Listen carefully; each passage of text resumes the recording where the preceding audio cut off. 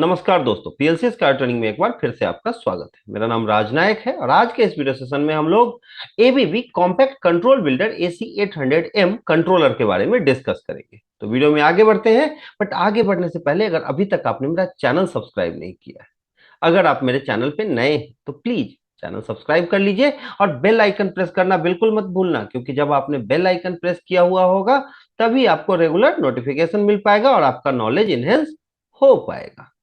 तो सबसे पहला सवाल आता है कि ये कॉम्पैक्ट कंट्रोल बिल्डर जो है वो क्या है और आज हम लोग क्या करने वाले हैं। तो हम लोग इस कंट्रोलर का ओवरव्यू लेने वाले हैं, हम लोग इसके हार्डवेयर एंड सॉफ्टवेयर को डिस्कस करने वाले हैं। और ये जो कॉम्पैक्ट कंट्रोल बिल्डर AC800M है, ये आपको पीएलसी की तरह भी यूज किया जाता है और डीसीएस की तरह भी। ठीक है, जब इसको आप सर्वर से अटैच करते हैं तो ये डीसीएस की तरह काम करता है और इसका जो हार्डवेयर AC800M हार्डवेयर होता है, ये आपको डीसीएस की तरह काम करता है।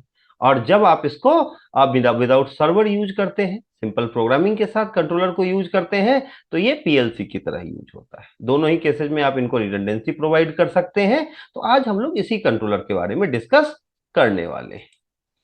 तो क्या करने वाले हैं, हम प्रोडक्ट का ओवरव्यू लेने वाले हैं। कौन कौन से प्रोडक्ट का? तो सबसे पहला प्रोडक्ट है कॉम्पैक्ट कंट्रोल बिल्डर AC800M। दूसरा, इसके इनपुट आउटपुट सिस्टम्स है। जैसे दो तरीके के इनपुट आउटपुट सिस्टम होते हैं, S800L इनपुट आउटपुट सिस्टम और S800 इनपुट आउटपुट सिस्टम। तो ये जो है, ये तीनों प्रोडक्ट के बारे में हम लोग आज के इस जो है सेशन में, वीडियो सेशन में डिस्कस करने वाले हैं। तो इसमें हम लोग कॉम्पैक्ट कंट्रोल बिल्डर के एक एक टूल के बारे में जो है वो कंप्लीट डिस्कशन करेंगे। तो अगर आपको इस कंट्रोलर के बारे में कंप्लीट नॉलेज चाहिए तो वीडियो को अंत तक जरूर देखिएगा। तो सबसे पहला सवाल आता है कि इसमें क्या क्या है, कौन कौन से इनपुट आउटपुट सिस्टम्स हैं जो आपके ऑटोमेशन के नीड्स को कंप्लीटली फुलफिल कर सकते हैं, जो आपके कंट्रोल के नीड को कंप्लीटली फुलफिल कर सकते हैं। तो इसमें तीन तरीके के जो है, एक तो आपके पास कंट्रोलर होता है AC800M फैमिली का, ठीक है, और इसके साथ S800L इनपुट आउटपुट सिस्टम है, इनपुट आउटपुट फैमिली है, और S800 इनपुट आउटपुट फैमिली। ये दो तरीके के आपके पास जो है इनपुट आउटपुट का एक्सटेंशन अवेलेबल होता है इसमें। तो ये जो कंट्रोलर है, ठीक है, और ये आपको जो इनपुट आउटपुट मॉड्यूल है, इसमें से एक मॉड्यूल जो है वो आपको सिस्टम के साथ जो है इलेक्ट्रिकल वे में कनेक्टेड होता है और दूसरा जो है वो रिमोट होता है। तो आगे हम इसके बारे में देखते हैं।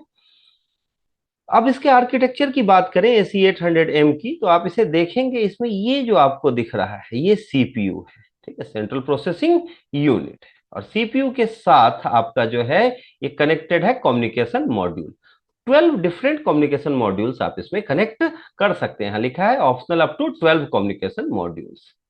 और फ्लैश स्लॉट भी है, कॉम्पैक्ट फ्लैश स्लॉट है, इसको लगा के आप चाहें तो इसकी मेमोरी को इंक्रीज कर सकते हैं। आप इसमें प्रोग्राम जो है प्रोग्राम मेमोरी इंक्रीज कर सकते हैं, डेटा मेमोरी इंक्रीज कर सकते हैं, किसी भी तरीके की मेमोरी को इंक्रीज कर सकते हैं। अब यहाँ पे मैं स्लॉट की बात करूं तो यहाँ रिडंडेंट ईथरनेट जो है पोर्ट अवेलेबल है, दो पोर्ट्स अवेलेबल है। मींस कम्युनिकेशन को भी आप रिडंडेंसी प्रोवाइड कर सकते हैं। और यहाँ पे सीरियल पोर्ट भी दो है, दो RS-232 पोर्ट्स अवेलेबल हैं।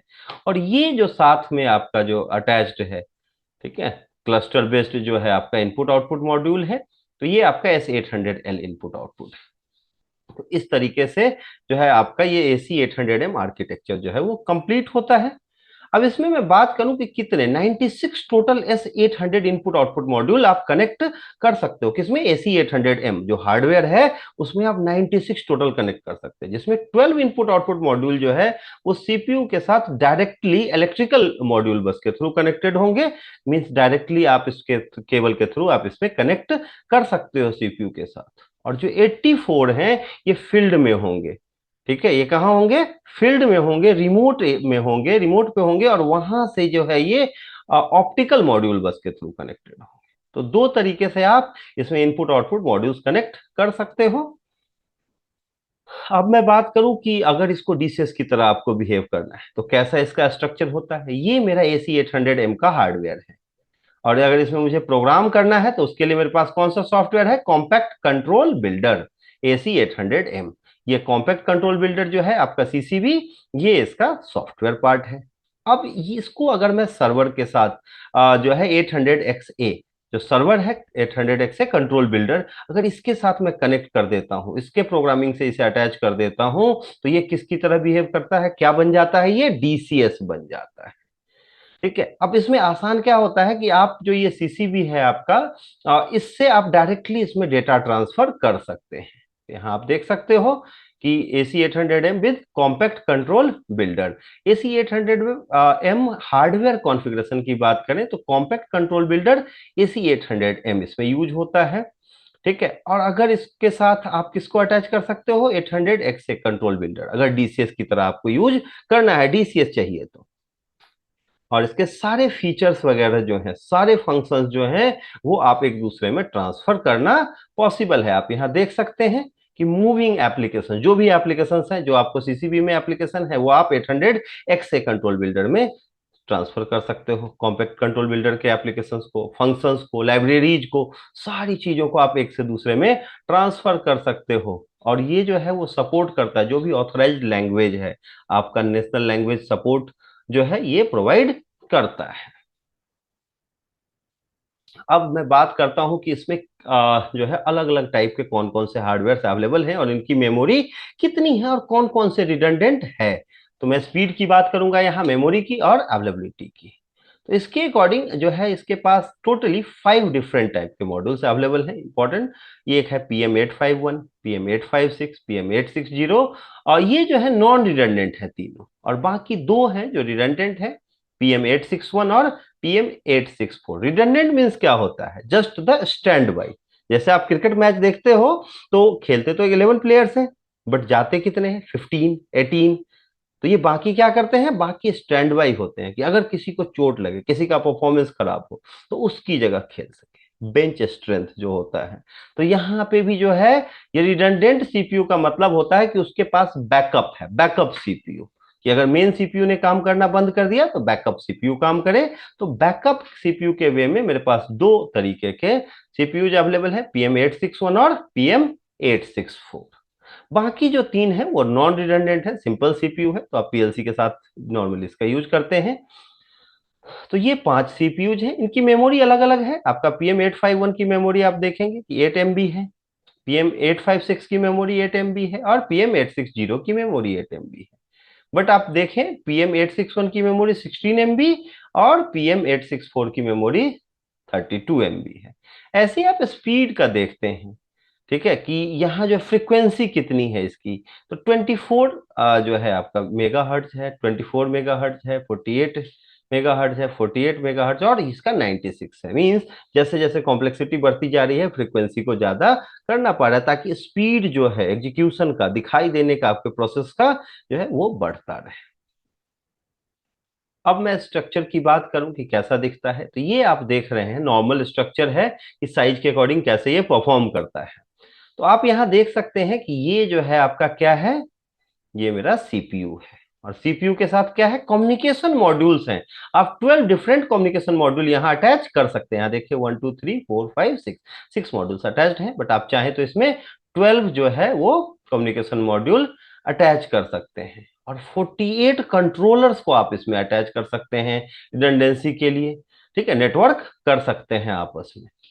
और इसके साथ यहाँ पे जो है आपके पास S800 मॉड्यूल, जो इनपुट आउटपुट मॉड्यूल है, ये 12 आप अटैच कर सकते हैं। ठीक है, कैसे, इलेक्ट्रिकल मॉड्यूल बस के थ्रू, केबल्स के थ्रू ये आपस में कनेक्टेड होते हैं।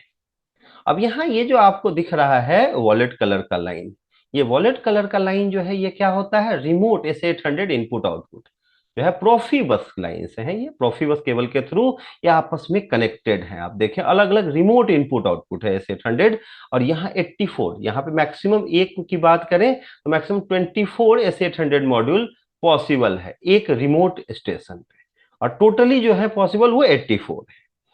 और यहाँ देखें ऑप्टिकल मॉडबस के through cluster type input output module जो है वो भी कनेक्टेड है, और दो क्लस्टर्स के बीच का जो डिस्टेंस है, दो इनपुट आउटपुट मॉड्यूल के बीच का जो डिस्टेंस है वो मैक्सिमम 1000 मीटर हो सकता है। और इस तरीके के क्लस्टर बेस्ड मॉड्यूल जो है वो 7 स्टेशन इसके पॉसिबल है। तो आप यहाँ देख रहे हैं कि किस तरीके से इसका जो है वो नेटवर्क किया हुआ है बेसिक वे में। और अगर मैं रिडंडेंसी की बात करूं कि रिडंडेंट वे में डीसीएस की तरह अगर यूज करना है तो कैसे करेंगे, तो उसमें सीपीयू के साथ आपका कोई भी इनपुट आउटपुट मॉड्यूल नहीं होगा। आप यहां देख सकते हैं कि अगर मैं इसे फुल रिडंडेंसी प्रोवाइड करूं तो यहाँ पे सिर्फ कम्युनिकेशन मॉड्यूल्स होंगे और सीपीयू होगा। और आप यहाँ देख सकते हैं कि दोनों सीपीयू आपस में कनेक्टेड हैं। और जितने भी इनपुट आउटपुट मॉड्यूल हैं उनका कनेक्शन आप देखें दोनों ही सीपीयू से, ये वॉलेट लाइन या तो आपका प्रोफिबस के थ्रू हो या किसी भी तरीके का कंट्रोल नेटवर्क हो। 10 एमबीपीएस का स्पीड है, यहाँ पे कंट्रोल नेटवर्क है, तो किसी भी तरीके का जो है नेटवर्क होगा तो वो आपके सीपीयू से कनेक्टेड होगा। और इस केस में जब रिडंडेंसी आप देते हैं तो सारे के सारे जो इनपुट आउटपुट मॉड्यूल्स हैं वो आपके रिमोट पे होते हैं। ठीक है, तो इस तरीके से ये कनेक्टेड है। और आप देख सकते हो इसके स्पेसिफिकेशंस है यहाँ पे कि कैसे आप इन्हें कनेक्ट कर सकते हैं, प्रोफिबस के थ्रू करते हैं, और काफी सारे प्रोटोकॉल्स हैं जिनको ये सपोर्ट करता है। अब हम आते हैं कि ओपन आर्किटेक्चर है, कौन कौन से नेटवर्क हैं जिनको ये सेलेक्ट करेगा। अगर मैं नेटवर्क की बात करूं तो कंट्रोल नेटवर्क है, MB300 है, सैट बस जो ड्राइवर है टीसीपी आईपी प्रोटोकॉल्स के अंदर ये काम करते हैं, ये सब अवेलेबल है इसमें। फील्ड बसेज की बात करें तो इसमें जो है कम्युनिकेट करने के लिए, नेटवर्किंग के लिए आपके पास Profibus DP, decentralized peripherals available है। सीरियल प्रोटोकॉल आपके पास कॉमली है, मॉडबस आरटीयू है, सीमेंस 3964R है, और यूजर डिफाइंड भी कुछ स्पेशल टाइप के प्रोटोकॉल्स भी आप यूज करते हैं इसमें। और प्रोसेस डिवाइस या इंस्ट्रूमेंट की बात करें तो इन सब स्विच गियर्स के साथ आप इसे कनेक्ट करते हैं। एबीबी ड्राइव्स हैं इन आपके पास, और इनपुट आउटपुट सिस्टम नॉर्मली जो है S100, S200, S800 और S900 ये सारे यूज होते हैं। आप यहाँ देख सकते हो इसका डिस्क्रिप्शन। अब मैं आगे बढ़ता हूं कि ये कॉस्ट इफेक्टिव क्या है, इसकी क्या स्पेशल खासियत है मेंटेनेंस में। तो कॉस्ट इफेक्टिव मेंटेनेंस कैसे होता है, तो ये जो है सेल्फ डायग्नोस करता है अपने आप को। अगर कोई एरर आता है, अगर कोई सॉफ्टवेयर एरर है तो ये सेल्फ डायग्नोस करेगा। जब तक कि हार्डवेयर की कोई प्रॉब्लम नहीं हो आपको दिक्कत नहीं आती है। हॉट स्वैप मेंटेनेंस है कि आप रन टाइम पे भी चाहें तो चेंज कर सकते हैं हार्डवेयर को, कि आपका पीएलसी रन कर रहा है आप उसके मॉड्यूल को चेंज कर सकते हैं। और ऑनलाइन चेंजेज, आपका प्रोग्राम रन मोड में है और आप एप्लीकेशन को भी चेंज कर सकते हैं, कॉन्फ़िगरेशन को चेंज कर सकते हैं। आप जो है इसका फ्लैश मेमोरी कॉम्पैक्ट होता है, मैंने आपको भी हार्डवेयर कॉन्फ़िगरेशन में बताया था, ताकि आप एप्लीकेशन और डेटा को स्टोर कर सके। इसमें सर्च और नेविगेशन के भी ऑप्शन है, इसके कारण ये काफी कॉस्ट इफेक्टिव हो जाता है। इसका मेंटेनेंस जो है वो काफी आसान हो जाता है, डाउन टाइम इसका काफी कम होता है, जिससे प्लांट को काफी बेनिफिट होता है। अब मैं कंट्रोल बिल्डर की बात करूं कि कॉम्पैक्ट कंट्रोल बिल्डर AC800M, ये जो है इसका क्या है, ये कंट्रोल सॉल्यूशन है। और इसकी जो कंट्रोल लाइब्रेरीज हैं वो रीयूजेबल है, आप इसको बार बार यूज कर सकते हैं। जो भी लाइब्रेरी में आपने स्टोर किया है इंस्ट्रक्शंस, उनको आप बार बार यूज कर सकते हो, बार बार आपको वो क्रिएट करने की जरूरत नहीं होता है। जो भी कोड आपने किया है, जो भी डेटा फाइल्स आपने स्टोर किए हैं, फंक्शनल ब्लॉक्स स्टोर किए हैं, वो सारे के सारे आप यूज कर सकते हो। और कॉम्प्रिहेंसिव लाइब्रेरीज हैं जो रेडी टू यूज इंस्ट्रक्शंस हैं, डायरेक्टली लूप्स वगैरह क्रिएट किए हुए हैं। Multitasking, multi controller and multi user application develop आप कर सकते हो।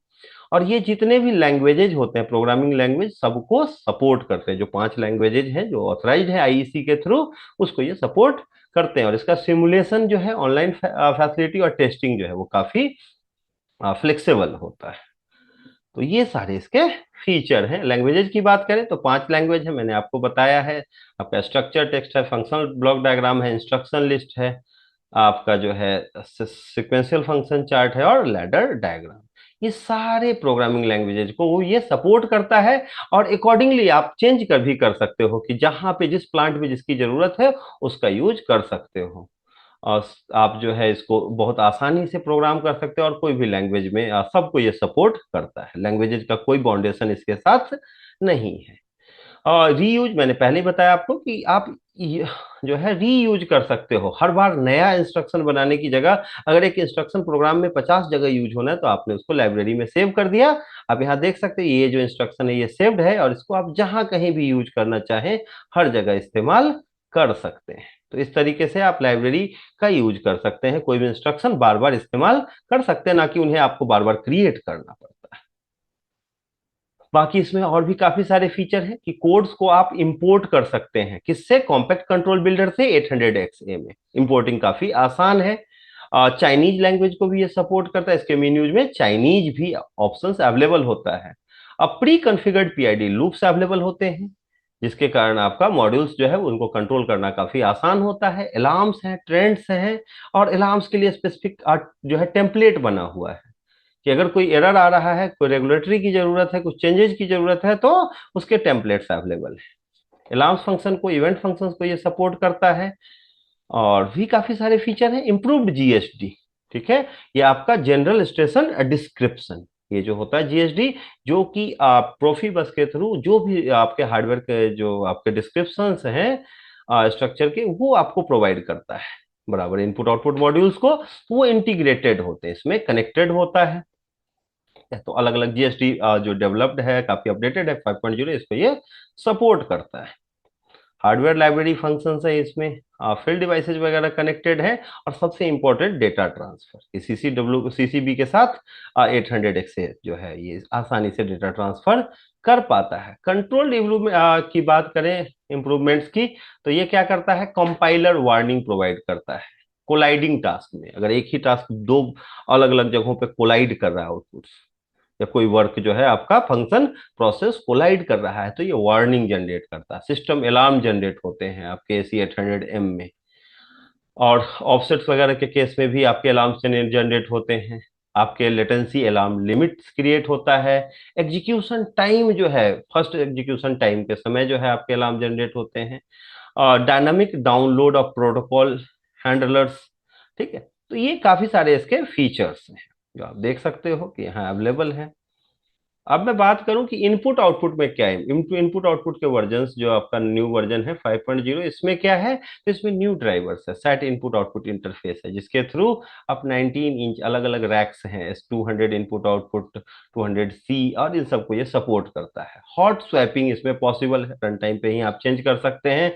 सीरियल कम्युनिकेशन इंटरफेस पॉसिबल है। तो ऐसे आपके काफी सारे बेसिक फंक्शंस हैं। डिन रेल पे आप इसको माउंट कर सकते हैं, ये जो आपका रिमोट में है, ठीक है। Headroom support for all analog inputs, ठीक है। आप जो है आप इसको मेन सीपीयू के साथ कनेक्ट कर सकते हैं, रिमोट वाले को भी।